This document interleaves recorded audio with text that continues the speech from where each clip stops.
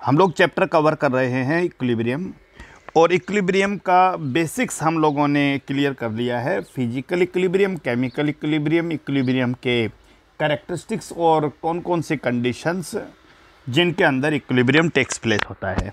चलिए अब और थोड़ा उसको समझने की कोशिश करते हैं।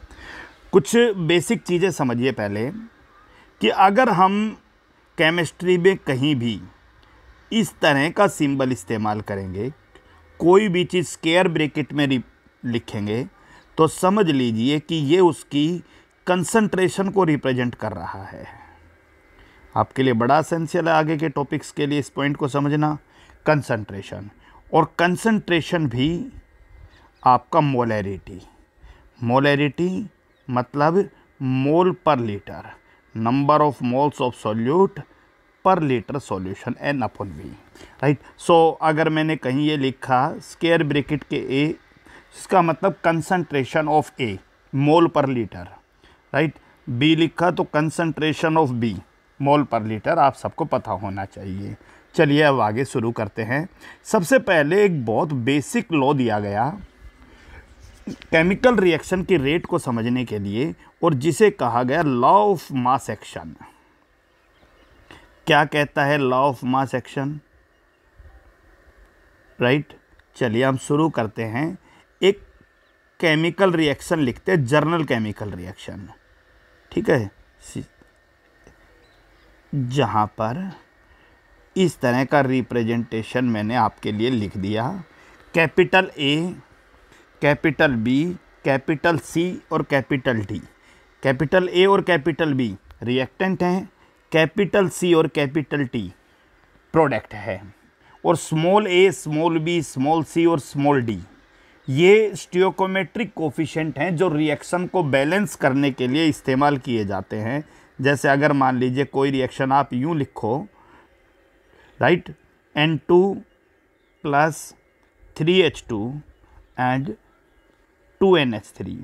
सो here N2 and H2 are reactants, NH3 is product, और ये जो 3 और 2 आगे यूज किया गया है ये स्टियोकोमेट्रिक कोफिशिएंट है, हमें पता होना चाहिए, राइट। अब लॉ ऑफ मास एक्शन ये कहता है बेटा कि जो केमिकल रिएक्शन की रेट है, रेट ऑफ केमिकल रिएक्शन, इस रिएक्शन की जो रेट है वो डायरेक्टली प्रोपोर्शनल है to the product of, dot लगा दिया प्रोडक्ट के लिए, directly proportional to the product of concentration of all the reactant, so A and B, two reactant raised to power stoichiometric coefficient A और B, A का coefficient A के ऊपर और B का कोफिशिएंट B के ऊपर।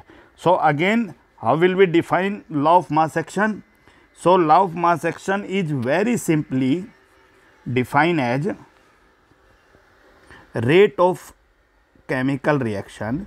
सो rate of reaction is directly proportional, right. किसके directly proportional है? टू द प्रोडक्ट ऑफ, किसका प्रोडक्ट? कंसंट्रेशन ऑफ, किसका concentration? All the reactant raised to power stoichiometric coefficient. So this is called law of mass action. और यहाँ जो हम A और B यूज कर रहे हैं उसे आपकी केमिस्ट्री में एक्टिव मास भी कहा गया है। एक्टिव मास का मतलब ये है, देखिए आप लोग एक रिएक्शन में A लेके चले और B लेके चले। अब प्रश्न आता है कि सारा A और सारा B रिएक्शन में पार्टिसिपेट नहीं करता है हमेशा, राइट। आप लोगों ने पहले लिमिटिंग रिएजेंट के बारे में सुना होगा, तो जो रिएक्शन में पार्टिसिपेट करता है उसे ही एक्टिव मास कहा गया है। यानी जितना आपने रिएक्टेंट लिया था उस रिएक्टेंट का जो पार्ट रिएक्शन में पार्टिसिपेट करेगा उसे ही एक्टिव मास कहा गया है। चलिए सॉल्व करते हैं, राइट। सॉल्व करिए। So rate of reaction directly proportional हटेगा तो कोई भी कांस्टेंट लगा लीजिए K, A raise to power A और B raise to power B। So K proportionality constant है जिसे यहाँ पर हम लोग रेट कांस्टेंट कहेंगे, रेट ऑफ रिएक्शन के लिए जो कांस्टेंट यूज किया गया है। सो एक बहुत सिंपल लॉ है। चलिए आगे और डिटेल में अब इसके हेल्प से हमें क्या बेनिफिट मिलेगा रिएक्शन को समझने की कोशिश करते हैं।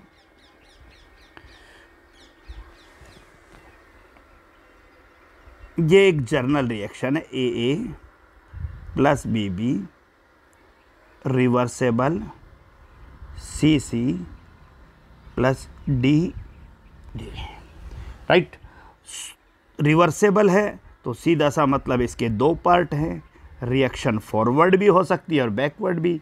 सो फॉरवर्ड रिएक्शन क्या होगी, आप कहोगे जी AA और BB आपका प्रोडक्ट बनाएंगे। एरो देखिए, अब ये केवल फॉरवर्ड रिएक्शन को मैं रिप्रेजेंट कर रहा हूँ, right. So rate of reaction को क्या लिखेंगे हम, आप कहो जी rate of reaction is directly proportional, directly proportional हटा के आप K लगाइए, right. Product of concentration of all the reactants, बिल्कुल A और B, raised to power stoichiometric coefficient A और B, राइट। और यहाँ पर K कांस्टेंट फॉरवर्ड रिएक्शन के लिए है, तो सीधा सा मतलब है भाई आप इस K को लिख दीजिए KF, फॉरवर्ड रिएक्शन के लिए रेट कांस्टेंट। सो आप इसको क्या लिख दीजिए KF, क्लियर है। चलिए अब मामला आता है भाई बैकवर्ड रिएक्शन, ये तो फॉरवर्ड रिएक्शन का मामला हो गया। बैकवर्ड रिएक्शन, बैकवर्ड रिएक्शन में सीधा सा मतलब है प्रोडक्ट पहले लिखिए CC और DD, ये बदल रहे हैं किसके अंदर, AA प्लस BB। सो यहाँ पर बच्चों रेट ऑफ रिएक्शन किसके बराबर होगा, rate of reaction is equal to K, और अब product concentration of all the reactant, इस बार रिएक्टेंट C और D है बैकवर्ड रिएक्शन के लिए, और पावर स्मॉल c और स्मॉल d पावर लगा दिया है, और इस K को लिखिए आप लोग KB, right, rate constant for backward reaction. तो पॉइंट क्लियर है। अब आप सबको पता है रिएक्शन दोनों डायरेक्शन में हो रही है। सो अगर कहीं भी आपको ये कंडीशन मिलता है कि इक्विलिब्रियम कंडीशन है, अब इक्विलिब्रियम का मतलब आप सबको पता है सर, इक्विलिब्रियम का सीधा सा मतलब है rate of forward reaction, rate of forward reaction is equal to rate of backward reaction, rate of forward reaction is equal to rate of backward reaction, backward reaction. अब फॉरवर्ड रिएक्शन डेफिनेटली ये forward reaction की rate है, okay, और नीचे यहाँ जो लिखी है ये बैकवर्ड रिएक्शन की रेट है, ये दोनों यहाँ बराबर हो जाएंगे। सो हम इसको सिंपली तौर पे यूँ लिख सकते हैं कि KF A raise to power A और B raise to power B, ऐसा कब होगा, जब इक्विलिब्रियम होगा। KB C raise to power small c और D raise to power small d, और इसको आप सॉल्व कीजिए। सो KF फॉरवर्ड रिएक्शन के लिए rate constant, KB backward reaction के लिए rate constant is equal to C raise to power C and D raise to power D upon A raise to power A और B raise to power B। So this ratio of KF upon KB is called equilibrium constant. So you should write as KE। आप केवल KB लिख सकते हो, right, ध्यान रखिएगा। C raise to power C, D raise to power D और A raise to power A और B raise to power B, ये आपको ध्यान रखना है। सो इक्विलिब्रियम कांस्टेंट के बहुत बहुत इम्पोर्टेंट चीज़ है, इसके क्या सिग्निफिकेंस होंगे, इसके लिए हम लोगों को पूरा का पूरा एक 2-3 बहुत बड़े लेक्चर्स पढ़ने हैं, उनमें बहुत सारा हम इक्विलिब्रियम कांस्टेंट के ऊपर ही बात करेंगे। लेकिन ये फॉरवर्ड रिएक्शन के रेट कांस्टेंट और बैकवर्ड रिएक्शन के रेट कांस्टेंट का रेशियो है। क्लियर हो गया। सो आपने ये किस तरीके से लिखा, अगर आप इसको डायरेक्ट लिखना चाहो तो देखिए हमने किया क्या, AA प्लस BB रिवर्सेबल है C और DD। तो इसके लिए इक्विलिब्रियम कांस्टेंट लिखने के लिए आपने क्या किया भाई, आप देखिए पहले प्रोडक्ट और स्टियोकोमेट्रिक कोफिशिएंट पावर में जाता जाएगा, राइट, अपॉन रिएक्टेंट A और B और B। मेरे ख्याल से आप सभी को समझ में आ गया होगा। यहाँ पर जो इक्विलिब्रियम कांस्टेंट है वो बेटा कंसंट्रेशन के टर्म में है, तो इस K को आप KC भी लिख सकते हो, equilibrium constant in terms of concentration. Equilibrium constant in terms of concentration. अगर यही इक्विलिब्रियम कांस्टेंट प्रेशर के टर्म में हो तो जहाँ जहाँ कंसंट्रेशन यूज हुआ था वहाँ वहाँ P लिखिए प्रेशर, प्रेशर ऑफ C की पावर C डॉट, ठीक है भाई, pressure of D raised to power D upon pressure of A raised to power A and pressure of B raised to power B। बस Kc और Kp को लिखने के तरीके में डिफरेंस ही समझ में आया।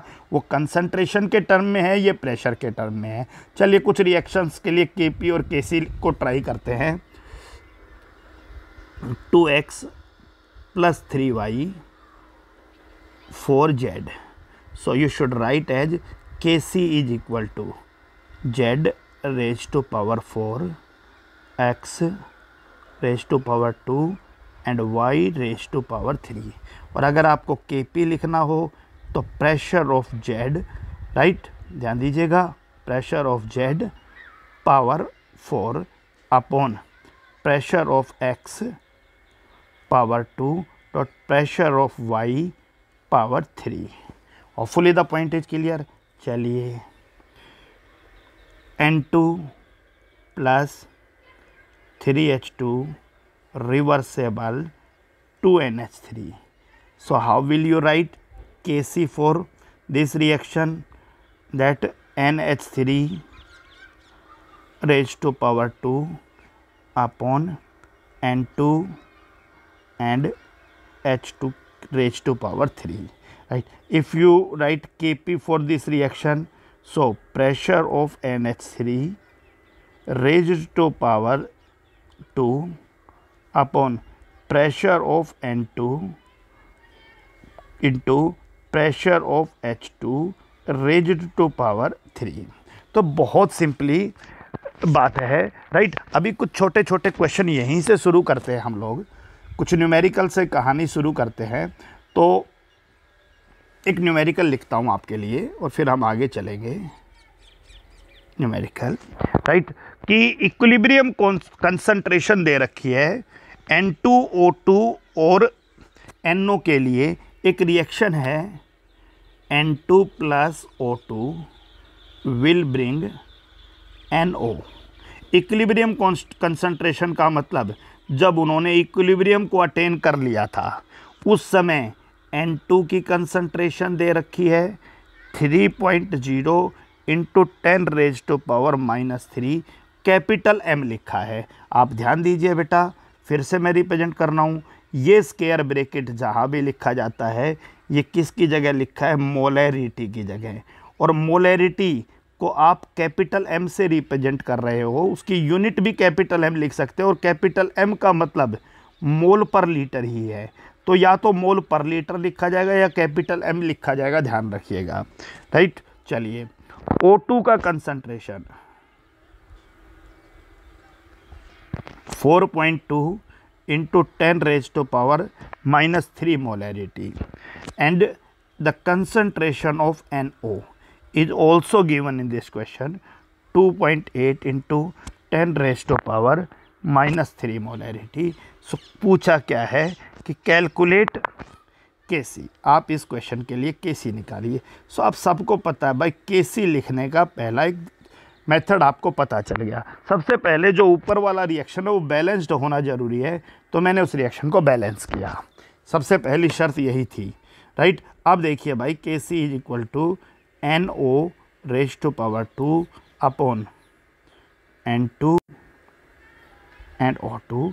वैल्यू पुट कीजिए, NO 2.8 into 10 raise to power -3 whole square upon, right. So that is N2 3.0 into 10 raise to power -3 into 4.2 into 10 raise to power -3। आप सबको पता, ऊपर भी 10 रेज टू पावर -3 दो बार आ रहा है। So 10 raise to power -3 10 raise to power -3 तो कैंसिल ही हो गया। और अब क्या बचा बेटा आपका 2.8 यहाँ क्या बचा 3.0 इंटू 4.2। आप इसको सॉल्व कर लीजिएगा, ज़्यादा टिपिकल नहीं बचा। So you have to obtain the value of Kc. And one more important question, what is the unit of Kc? We will discuss later. हम तुरंत बाद समझ लीजिए कि अभी थोड़ी देर बाद हम लोग Kc की यूनिट्स के बारे में भी बात करेंगे। क्लियर हो गया? लेकिन Kc का वैल्यू आप निकाल सकते हो। सो यहाँ से भी बहुत सिंपल क्वेश्चंस बन रहे हैं, राइट। चलिए और कुछ बहुत सिंपल से क्वेश्चन ही करते हैं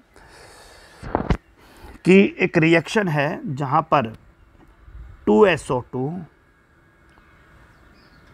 प्लस O2 और ये मिलकर 2SO3 बना रहे हैं, राइट। और आपसे क्वेश्चन के अंदर SO2 का कंसंट्रेशन गिवन है, right, that is 0.60 molarity, right. O2 का कंसंट्रेशन गिवन है, right, it is 0.82 molarity and SO3 का कंसंट्रेशन भी गिवन है एंड इट इज 1.90 मोलैरिटी। ये क्वेश्चन आपके लिए गिवन है और पूछा है इक्विलिब्रियम कांस्टेंट Kc आप कैलकुलेट कीजिए। सबसे पहले Kc के लिए फॉर्मूला लिखिए, आप प्रोडक्ट पे जाइए, SO3 raise to power 2 upon SO2 raise to power 2 and O2। अब आपको वैल्यू पुट करनी है। So 1.90 raise to power 2 upon 0.60 raise to power 2 and O2 that is 0.82। आप इसको सॉल्व कर लीजिएगा, राइट। यूनिट के बारे में हम अभी बात कर लेंगे। Hopefully the point is clear for you. तो इस तरह के बहुत सारे सिंपल क्वेश्चंस आप लोगों को करने हैं, ज़्यादा कोई मुश्किल चीज़ नहीं था, राइट। हल्का सा अगर क्वेश्चन का लेवल आपको बढ़ाना है तो ये देखिए कि एन इक्विलिब्रियम सिस्टम, एक न्यूमेरिकल और है आपके लिए। An equilibrium system for a given reaction between hydrogen and iodine to give hydrogen iodide। एक रिएक्शन है hydrogen and iodine to give hydrogen iodide and the reaction is balanced. Equilibrium है, right. In a 5 litre flask the whole reaction takes place in 5 litre flask, right। It is observed that this flask contain 0.4 mole of hydrogen. Hydrogen का मोल equilibrium के ऊपर 0.4 मोल, okay. I2 का concentration question के अंदर given है 0.4 mole, 0.4 mole, right. And HI का concentration है equilibrium के ऊपर 2.4 mole, that is your part, right. ये आपके लिए क्वेश्चन में गिवन है कि इक्विलिब्रियम पर ये सब चीज़ें ऑब्जर्व की गई। पूछा है भाई कैलकुलेट इक्विलिब्रियम कांस्टेंट, आपसे Kc पूछा है, तो आप कहोगे Kc का फॉर्मूला हमें पता है, HI की power 2 upon H2 dot I2 product. अब मामला है हमें HI की कंसंट्रेशन चाहिए और कंसंट्रेशन का मतलब है हमें चाहिए मोलैरिटी, मोल पर लीटर। तो आप कहोगे जी हमारे पास मोल भी है और ये मोल 5 लीटर में है, तो H2 की कंसंट्रेशन कितनी होगी? आप कहोगे जी 5 लीटर में है तो 1 लीटर में निकाल लीजिए, तो H2 की कंसंट्रेशन आपके पास 0.4 अपॉन 5 आ जाएगी। क्लियर हो गया? चलिए दूसरी तरफ I2 की मोल 0.4 है, ये भी 5 लीटर में है, सो I2 की कंसंट्रेशन चाहिए, ये कितनी आएगी? ये भी 0.4 अपॉन 5 आएगी। सो दूसरी I2 की कंसंट्रेशन पता चल गया। तीसरा HI का कंसंट्रेशन, बेटा यहाँ भी HI का कंसंट्रेशन आपको कैलकुलेट करना है। HI का मोल 2.4 है, ये भी 5 लीटर के अंदर है, इसका मतलब इसके मोल भी आपके पास आ जाएंगे। अब आप वैल्यू पुट कर दीजिएगा। Hopefully the point is clear for you, right. चलिए और कुछ छोटे छोटे क्वेश्चन को सॉल्व करने की कोशिश करते हैं। तो एक बात आप समझ लीजिए कि अगर किसी क्वेश्चन के लिए रिएक्शन लिखा है, एक क्वेश्चन लिखा है PCl3 Cl2 is equal to Kc और PCl5, ये का है रिएक्शन लिखिए भाई। जिस रिएक्शन के लिए ये रिलेशन लिखा है तो पहले आप इस रिएक्शन के रिलेशन को प्रॉपरली लिख लीजिए। Kc is equal to PCl3 Cl2 upon PCl5। अब आप सबको इतना पता चल गया बच्चों कि ऊपर जो लिखा है वो प्रोडक्ट है, नीचे जो लिखा है वो आपके लिए क्या है, रिएक्टेंट है। पहले भी हमने ऐसा ही किया था। तो हमारा reaction PCl5, this is the reaction PCl3 plus Cl2। Hopefully the point is clear for you. आपके लिए पॉइंट क्लियर है। तो इस छोटे से क्वेश्चन को आपको यूं भी समझना है कि भाई इस तरह से हम लोग क्वेश्चन को सॉल्व करेंगे। यानी अगर कोई रिएक्शन गिवन है तो आप उस रिएक्शन के हेल्प से इक्विलिब्रियम कांस्टेंट के रिलेशन को लिख सकते हो, और इक्विलिब्रियम कांस्टेंट का रिलेशन गिवन है तो आप रिएक्शन लिख सकते हो। चलिए एक रिलेशन और दे रखा है, Kc NH3 raise to power 4 O2 raise to power 5 upon NO raise to power 4 and H2O raise to power 6। Reaction लिखना है। तो आप सबको पता है ऊपर जो लिखा है वो प्रोडक्ट है, नीचे जो लिखा है वो रिएक्टेंट है। So reactant is 4NO plus 6H2O reversible with 4NH3 plus 5O2। ये आपके लिए रिएक्शन है। अब प्रश्न आता है भाई अगला कि अगर किसी रिएक्शन के लिए, क्योंकि अभी आपको रिएक्शन के लिए Kp भी लिखना आ गया और Kc भी लिखना आ गया, बाकी चीज़ों पे तो हम आगे बात करेंगे, लेकिन क्वेश्चन है कि what is the relationship between Kp and Kc।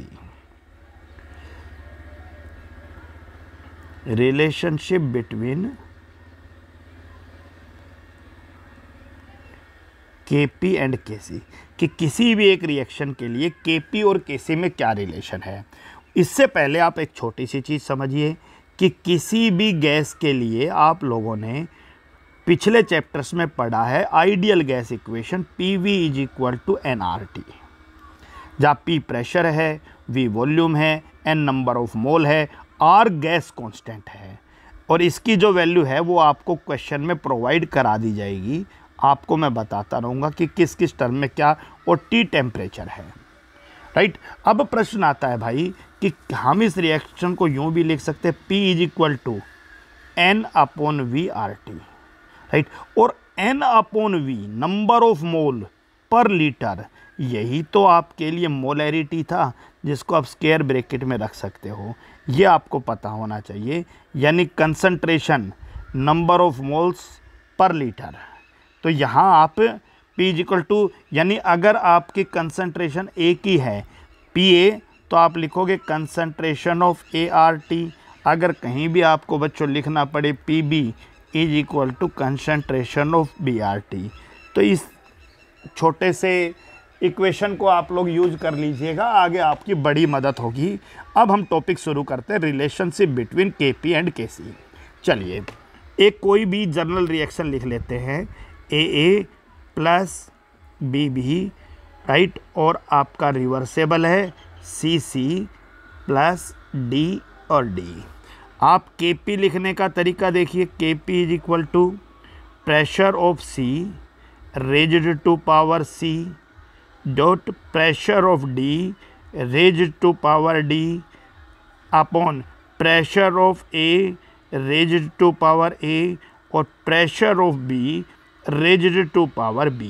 ये सभी स्टूडेंट को समझ आ गया होगा। किसी भी स्टूडेंट को इस पॉइंट को लेकर कोई भी डाउट नहीं होगा। मेरे ख्याल से आप लोगों को इतना बात पता, ओके। तो अभी हम इसे रिलेशन को समझने की कोशिश कर रहे थे। अब प्रश्न आता है कि अगर आप Kp की जगह Kc लिखना हो तो क्या लिखते। आप कहते जी हम लिखते C raise to power C D raise to power D upon A raise to power A and B raise to power B। Okay, चलिए हम सबको एक बात पता है कि PV is equal to nRT, this is ideal gas equation. So P is equal to N upon V R T, P is equal to N upon V R T, right. और N upon V represent करता है concentration R T, यानी अगर कहीं भी हमें लिखना पड़े P A, so we should write as concentration of A R T. अगर कहीं भी लिखना पड़े P B, so you should write concentration of B R T. अगर कहीं हमें पी सी लिखना पड़े तो concentration of C R T, क्योंकि अभी सी और डी तक हमें लिखना पड़ेगा, सो पी डी लिखना पड़े, so concentration of D R T. तो ये हमारे लिए बहुत सिंपल सी टर्म है कि अगर हमें ये चीज़ें लिखनी पड़े तो हम इनको इसी फॉर्म के अंदर लिखते जाएंगे। पॉइंट क्लियर है? तो चलिए अब इन सब वैल्यू को हम इस KP वाले रिलेशन में पुट कर देते हैं। अब KP का जो रिलेशन था वो क्या था, KP से क्या बन के आया था, देखिए आप कहो जी KP से बन के आया था PC raise to power C dot PD raise to power D। ऊपर देख के लिखिएगा, ऊपर मैंने इसको लिखा हुआ है रिलेशन को, PA raise to power A और PB raise to power B। अभी हमें क्या करना है बेटा, वैल्यू पुट करना है PC का, PD का, PA का और PB का, वैल्यू पुट कर दे, राइट। सो वैल्यू क्या पुट करेंगे, KP is equal to PC that is CRT और पूरे के raise to power small c, PD that is DRT और पूरे के रेज टू पावर D है, right. PA ART, right. So पूरे के रेज टू पावर A है और दैट इज PB BRT और इस पूरे के रेज टू पावर B है, राइट। अब इसको थोड़ा और सोल्व कीजिए और ABCD को थोड़ा अलग कीजिए आप।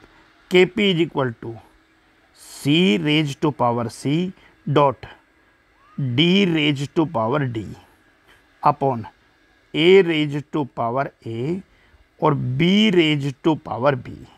बचा क्या बेटा, RT raise to power C into RT raise to power D upon RT raise to power A into RT raise to power B।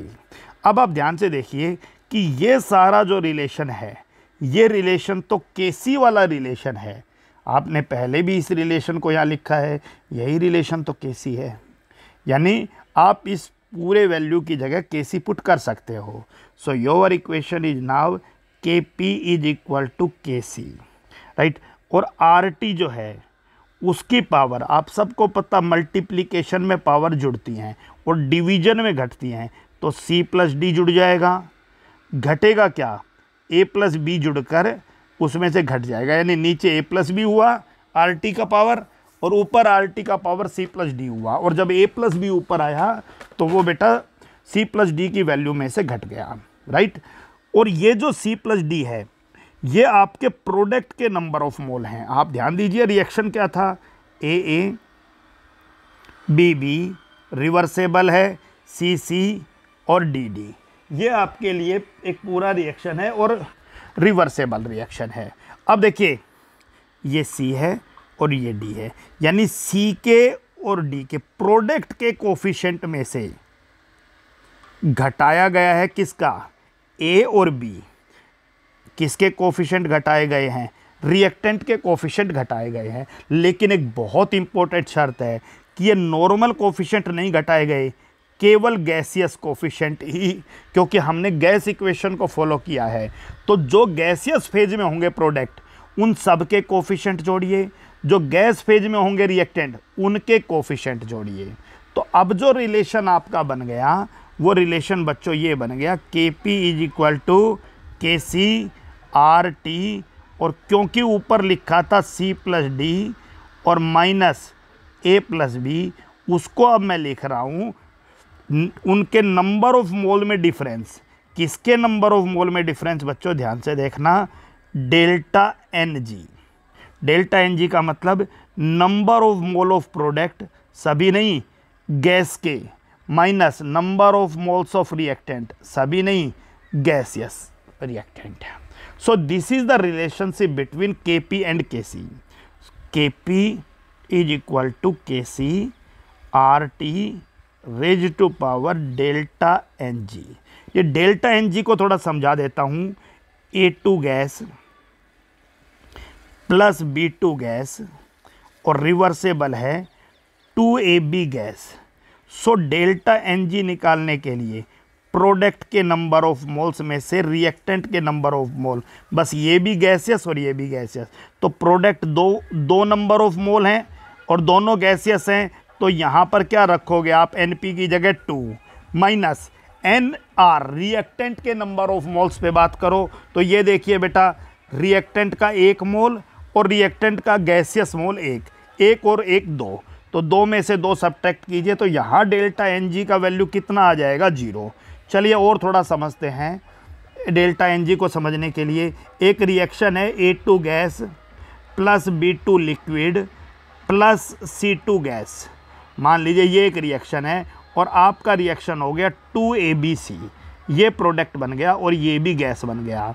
So delta Ng के लिए number of mole of gaseous product, right, number of mole of gaseous reactant.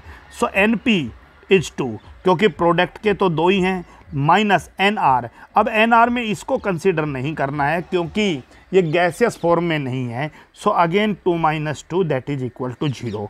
और देखिए बेटा delta Ng, फिर हम इसके और बहुत सारे रिलेशन पे बात करेंगे. 2x gas plus 3y liquid is give you x2y3 gas. So delta Ng निकालना हो बेटा तो क्या निकालेंगे, right, number of mole of gaseous product minus number of mole of gaseous reactant. अब NP गैसियस कितने हैं, आप कहोगे जी गैसियस प्रोडक्ट तो एक ही है, minus number of mole of gaseous reactant. Number of mole of gaseous reactant देखिए भाई, गैसियस रिएक्टेंट केवल 2 हैं क्योंकि ये रिएक्टेंट गैसियस नहीं है. सो that is 1 - 2. So you obtain a value -1. और समझिए बेटा, क्योंकि बार बार हम इस चीज़ को यूज करेंगे तो कोई डाउट्स नहीं होना चाहिए हमारे दिमाग में, right. That is 2x gas plus 3y gas, right, plus 4z liquid is reversible with x2y3z4 और that is again liquid, right. So delta Ng is equal to number of mole of gaseous product minus number of mole of gaseous reactant. Now NP is 0 क्योंकि जो product है वो gaseous नहीं है, छोड़ दिया, minus number of mole of gaseous reactant. तो 2 मोल gaseous reactant के ये हैं और 3 मोल ये है, राइट. ये आपका लिक्विड है, इसको छोड़िए. So 0 - 5. So you delta obtain delta Ng is equal to -5. अगली क्लास में हम लोग बहुत इनके न्यूमेरिकल्स के ऊपर और रिलेशन के ऊपर अच्छे से बात करने वाले हैं. आप लोग ध्यान दीजिए. अभी हमारा जो मामला आ रहा है वो है relationship between Kp and Kc. So you know it very well that Kp is equal to Kc RT raised to power delta Ng, right. Kp equilibrium constant in terms of pressure, Kc equilibrium constant in terms of concentration, R is gas constant, right. और इसकी value अलग अलग term में आपको given मिलेगी, right. और value भी मैं लिख देता हूँ 0.082 लीटर एटमॉस्फेरिक, राइट, पर मोल पर केल्विन, आप याद कर लीजिएगा, या फिर 0.083 लीटर बार पर मोल पर केल्विन. अगर कहीं एनर्जी के टर्म में चलेगी तो आपको मोस्टली ये वैल्यू नीचे वाली पुट करनी है, 8.314 जूल पर केल्विन पर मोल. लेकिन अभी इस क्वेश्चन के अंदर आपको जहाँ प्रेशर का जिक्र हो वहाँ यही 2 वैल्यू यूज करनी है. एटमॉस्फेरिक में प्रेशर आ रहा हो तो आप 0.082 पुट करोगे और अगर प्रेशर बार में आ रहा तो 0.083 पुट करोगे. मेरे ख्याल से पॉइंट क्लियर है, राइट. तो अब हम इस रिलेशन के हेल्प से कुछ छोटी छोटी चीज़ें समझने की कोशिश करते हैं.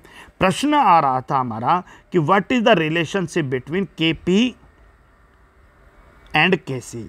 सो एक बहुत सिंपल सा रिलेशन निकल के आया, Kp is equal to Kc RT raise to power delta Ng. मेरे ख्याल से पॉइंट क्लियर है. अब इस रिलेशन के हेल्प से कुछ छोटे छोटे रिलेशन और निकलते हैं कि if delta N G is equal to 0 for any case, कोई भी रिएक्शन हो जाए तो आपको जी ऐसे केस में के P is equal to K C और R T raise to power 0, और किसी भी चीज़ की पावर 0 हो तो वो 1 हो जाता है। So if delta N G is equal to 0 it means K P is equal to K C, right. K P और के सी की वैल्यू कब इक्वल होगी? जब डेल्टा एन जी आपका 0 हो, राइट। इफ़ ध्यान दीजिए डेल्टा एन जी का वैल्यू अगर कहीं किसी केस में पॉजिटिव आ रहा है तो आप देखिए भाई के P is equal to K C और आर टी की पावर पॉजिटिव आ रही है कुछ ना कुछ। अब आप देखिए आर टी की पावर पॉजिटिव आ रही है तो के सी को इस टर्म से मल्टीप्लाई किया जाएगा तब जाकर के पी आएगा। इसका सीधा सा मतलब ये निकल के आ रहा है भाई कि के पी को जब आप रिलेशन चेक कर रहे हो तो के सी को किसी चीज़ से गुणा करोगे तब जाकर के पी आएगा। मतलब के सी जो है वो स्मॉल है।